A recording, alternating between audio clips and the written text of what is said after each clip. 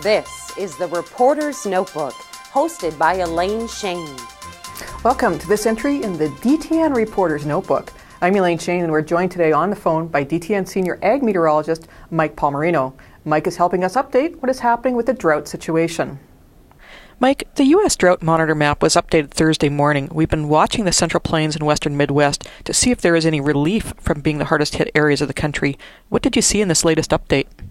Boy, not much relief at all, Elaine. We're still looking at extreme to exceptional drought covering virtually all of the Southern Plains winter wheat belt from West Texas up through Oklahoma, Kansas, Colorado. And then, of course, that extends up into some of the major corn and soybean areas into Nebraska as well. So nothing has changed at all. We continue to be on a exceptional drought watch in those areas.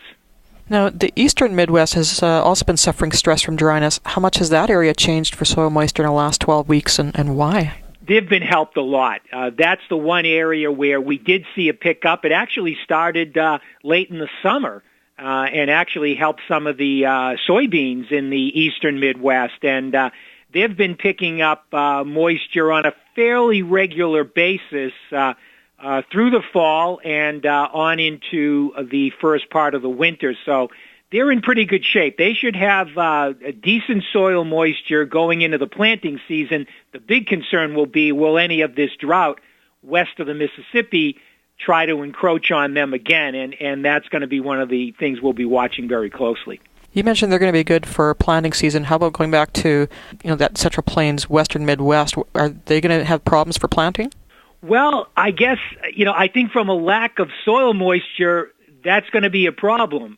In terms of the weather being open for planting, that may not be a problem. It could be one of these deals where you're planting into a drought, and I think that's where we have to make the comparisons here. But certainly, I'm not looking for planting delays in terms of any wetness west of the Mississippi, but there could be clearly major drought concerns.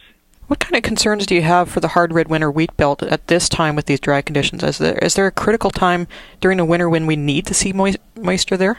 Not really during the winter, no. The crop is basically dormant at this point in time, although we have begun to see a little bit of warmth showing up in parts of Texas in the last few days. But clearly right now it is dormant.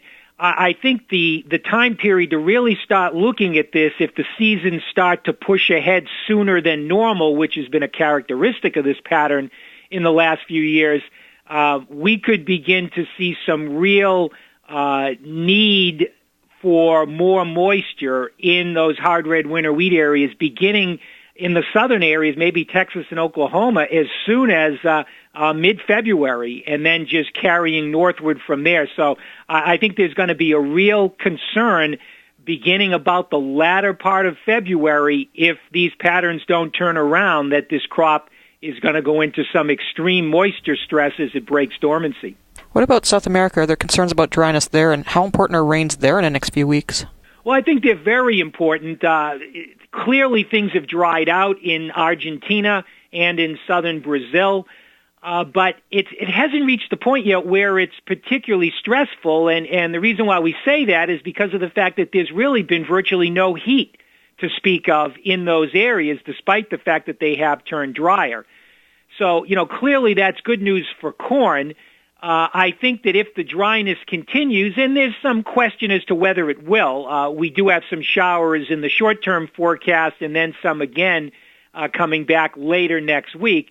But if it does stay relatively drier, then, we will have to look at this as being potentially stressful for filling soybeans as we go into February for southern Brazil and late February and even into the first part of March in Argentina. Thanks, Mike. You're welcome. I'm Elaine Shane, and that's today's entry in the DTN Reporter's Notebook. Thanks for joining us. This has been the Reporter's Notebook from the DTN Progressive Farmer Newsroom.